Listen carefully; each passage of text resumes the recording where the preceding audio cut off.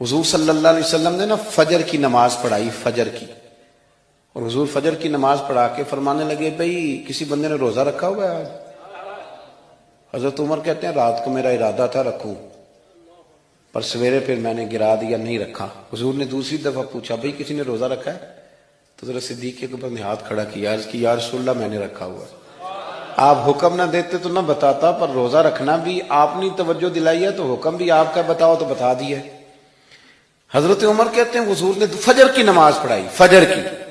دوسرا سوال پوچھا بھی کسی نے کسی بیمار کی تیمارداری کی ہے؟ تو حضرت عمر کہتے ہیں میں نے فٹافٹ عرض کی یا رسول اللہ ابھی تو نماز فجر پڑھی ہے، تو اب گھر جائیں گے تو تیمارداری کریں گے نا۔ تو حضور نے فرمایا عمر تو ذرا ٹھہر جانا، جلدی نہ کر، ٹھہر نہ، ذرا روک تو صحیح۔ تو حضرت عمر فاروق رضی اللہ تعالیٰ عنہ فرماتے ہیں میں چپ کر گیا۔ حضور نے فرمایا بتاؤ بھی کسی نے تیمارداری کی ہے؟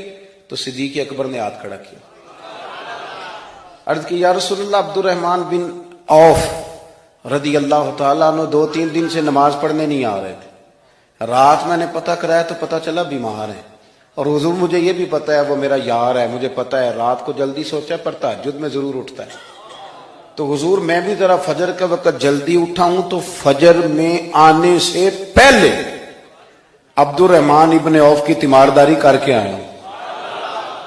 حضرت عمر کہتے ہیں میں نہ ہلکا ہلکا ڈھیلا پڑ گیا۔ حضور نے تیسرا سوال پوچھا، فرمایا کسی نے کسی مسکین کو کھانا کھلایا ہے؟ کھانا کھلایا ہے کسی مسکین کو؟ حضرت سیدنا عمر فاروق کہتے ہیں میں نے پھر عرض کی، میں نے کہا یا رسول اللہ ابھی تو فجر پڑی ہے، گھر جائیں گے کوئی چیز لیں گے تو کھانا کھلائیں گے۔ تو حضور پھر مسکرائے، فرمایا عمر تو ذرا ٹھہر نہیں جاتا، ذرا ٹھہر نہ، ذرا نظارہ تو کرنا، گویا یہ شان صدیق اکبر کا جلسہ ہو رہا، ذرا ٹھہرنا۔ حضور نے پھر پوچھا بھی کسی نے کسی مسکین کو کھانا کھلایا ہے؟ تو حضرت عمر کہتے ہیں لوگ سارے دائیں بائیں دیکھ رہے تھے اور میں چپ کے ابو بکر کو دیکھ رہا تھا، کہ مجھے پتا تھا کہ بولنا اسی نہیں ہے، اور دل میرا کر رہا تھا کہ کہہ دوں دیو جناب جواب، دل میرا کر رہا تھا۔ وہ سمجھ گئے تھے کہ سونا راضی کن کاموں میں ہو، بس یہ نقطہ انہوں نے پا لیا تھا۔ حضور نے فرمایا بتاؤ کسی مسکین کو روٹی کھلائی ہے؟ تو جناب سیدنا صدیق اکبر نے ہاتھ کھڑا کیا، عرض کی یا رسول اللہ سویرے اٹھا ہوں تو چھوٹا بیٹا بھی اٹھ گیا تھا، اور میرے وضو کرتے سنت پڑھتے ماں سے کہنے لگا بھوک لگ رہی ہے، تو ماں نے 2 روٹیاں بھی پکا دی، تو حضور ایک اس نے کھائی دوسری اس کے ہاتھ میں تھی۔ جب ہم نکلے ہیں نا گھر سے تو دروازے پہ ایک فقیر کھڑا تھا، مسکین کھڑا تھا، کہہ رہا تھا رات سے بھوکا ہوں، کوئی دروازہ کھلنے کا انتظار کر رہا تھا، ابو بکر سب سے پہلے تیرا ہی کھلا ہے۔ تو حضور میں نا اس مسکین کو ایک روٹی کھلا کے آیا ہوں۔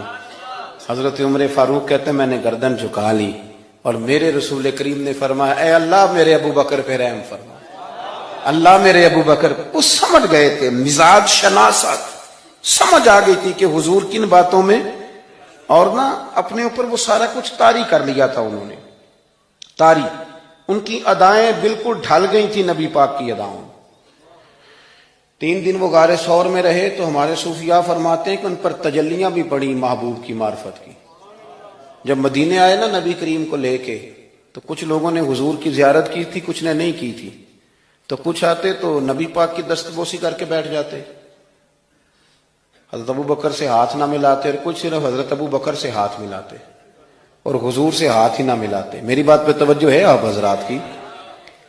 تو کچھ لوگوں کو نا شبہ ہونے لگا، وہ معاذ اللہ سمجھنے لگے کہ شاید یہی اللہ کے رسول ہیں۔ حضرت صدیق اکبر یہ کیوں شبہ ہوا؟